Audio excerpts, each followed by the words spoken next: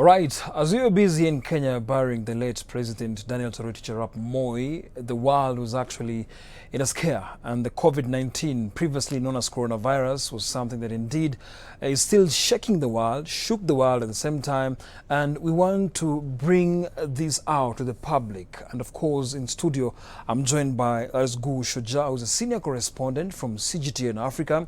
She'll be giving us everything we need, the information we need about coronavirus, of course known as also the newly COVID-19, and it's something that indeed so many Kenyans have been asking, what if it hits us? But let's first understand what is happening in China, first of all, before we talk about our own problems. Good to see you, Gu. Thank you for having me. All right. Now, let's talk about the China government, because now, you know, the measures have been immense. And when we talk about hospitals actually being constructed in 10 days now. What are the government's effects, or let's say that is the forceful antics and tactics to make sure the COVID-19 is controlled? Thank you for inviting me today. I would like to share a lot of information with our audience. Okay. So first of all, the Chinese government has been clear and transparent when it comes to the epidemic data and the information. And also the Chinese government is working with the world leading scientists and also WHO on the vaccination. And the government is mobilized so much manpower and medical resource and other supplies to try to contain this outbreak. Absolutely. So the key measures I would like to say are, first one is to raise the hospital admission capacity. As you mentioned, like recently there are viral videos about the two makeshift hospitals being built in China. One is built actually within 6 days, providing 1,000 beds, and the other one is finished for 10 days. Within 10 days. Actually, the construction took shorter, and the rest few days they have to install the water, power, internet, all those medical equipment. So that one provides over 1,600 beds, and the additional one is the government is building, set up those temporary hospitals, which would host more than 9,000 beds. So the second key measures would be to strengthen the prevention and controls in community, and to cut down, the transmission routes. Now, that's where you see a lot of self-quarantine cities, villages, and of course the most famous one is the Wuhan announced the lockdown. Also in public areas, there are mandatory screenings. And if you want to board public transportation, you won't allow it if you don't wear a mask. Yes. Wow, that's a good one. And third, well, there are a lot more, provide more medical resources and improve the treatment for the patients. The government mobilized more than 20,000 medical workers to assist Hubei province. And also the different regions, China has so many provinces, are helping the specific region, the epicenter. And also since the Spring Festival holiday is over, so there are a lot more people inflow back to those major cities for work. So something else, Chinese nationals outside China actually, is there fear to travel back home? Yeah, there's fear, but now you're one of them, and how can you tell us, what can you tell us about all this? Of course, I cannot speak for everyone, but for myself and as far as I know, within my colleague and friends, all of us actually want to go back to spend time with our friends and family and relatives who are in a difficult time. And actually facing this such crisis, it's not the first time for Chinese people. Like we had major earthquake and the SARS epidemic before. And I think every time when the crisis hit our people in the country, Chinese people showed immense unity and people stand together. So I wouldn't say there's fear. Of course, there's concern. All right, now, the awareness campaign, you've talked about so many things the government is doing. No one is allowed to board maybe a public transport system without a mask on. The awareness campaign, is the government doing something about this also? The awareness campaign started fairly early, like I would say 3 weeks ago. Started by the national TV stations, radios and newspaper, and also private newspaper outlets, and not only the central government and provincial government and village and even small counties, villages, they all announce like what to do, what not to do, to sensitize people. And even funny thing is, some regions, you know, when you have to manage a vast area of people and you don't short of manpower, you send a drone. Absolutely. Carrying a speaker, you know, so announcing, drones in flying, patrolling the villages and telling people what to do, what not to do. All right. Now, let's look at even a story whereby your colleagues actually, you told me earlier that your colleagues had to be maybe do some self-quarantine for themselves. Yes, as we know, a lot of Chinese are working, studying, living overseas. And since the over of the Spring Festival, a lot of people have to go back to work. So the Chinese government actually, one is encouraging people to try to extend their stay, their holiday, to stay in the country, not travel. If you have to travel, first of all, you have to report to the Chinese embassy once you land.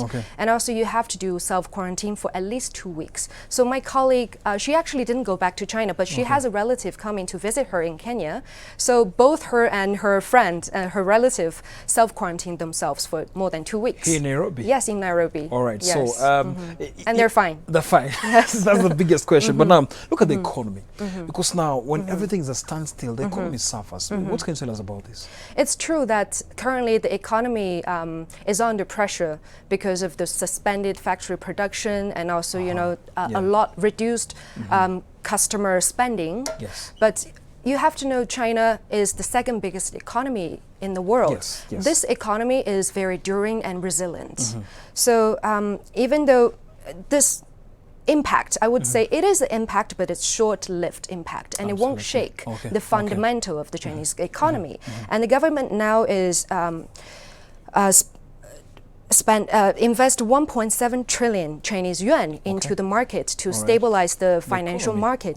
And also rolled out a lot of favorable policy for those medium to small size business to help them supply, give them supplies of, you know, power, raw materials, and financial assistance to help them. And of course, after the epidemic under control, you know, the customer activities will definitely bounce back, and people are waiting to shop. All right, absolutely. So let's just drop in, give us some minor in Studio B, and give us some conflicting figures in this situation, whereby we're seeing some media outlets, international media outlets, saying that we're having over maybe 40,000 new infections.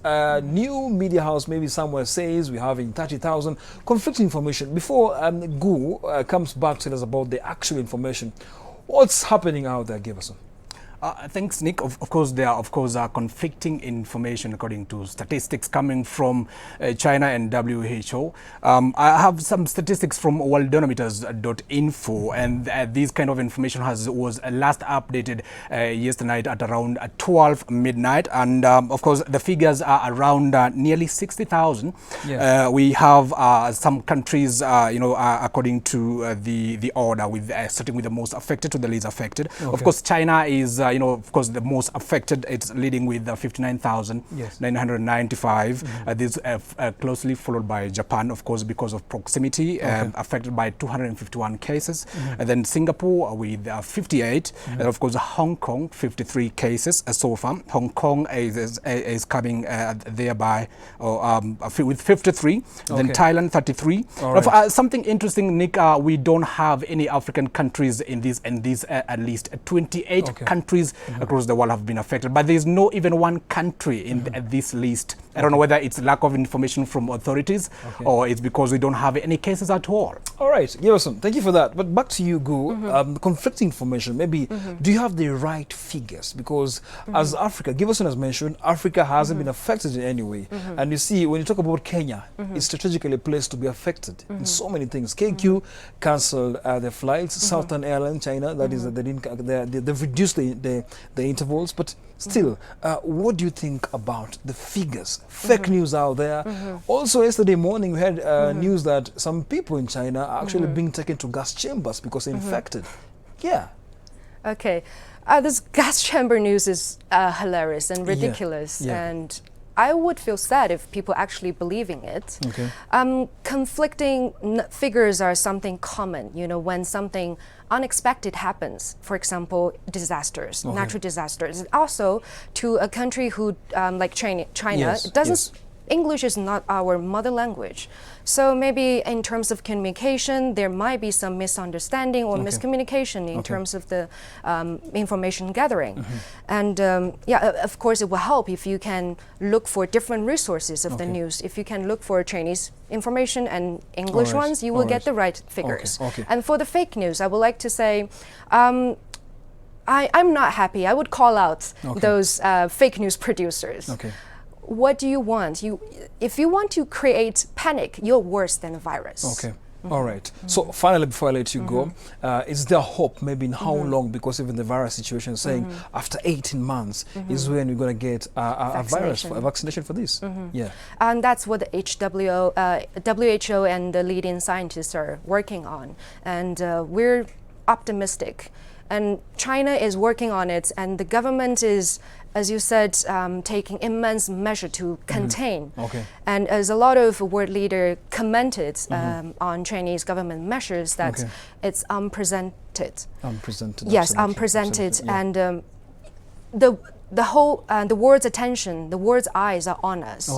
Every single Chinese have feel this burden and the duty to participate, to try to contain the virus and to be responsible for ourselves and also for people around us. I would like to call for more support and morale. All right. Thank you very much, Gu, for your sentiments. And before I let you go, give us one. Do you think we're ready as Kenyans to handle the COVID-19 here in the country? Just a quick one, give us. So far, we don't have any infections. I think we kind of, just kidding. Immune system is, I think, good, and we're not any way associated with the delicacies. All right. Okay. The good news also from the government is that now we can test it here in the country. No need of taking a sample to South Africa, and that's where we close our edition of Breaking today. My name is Nick Mudimba.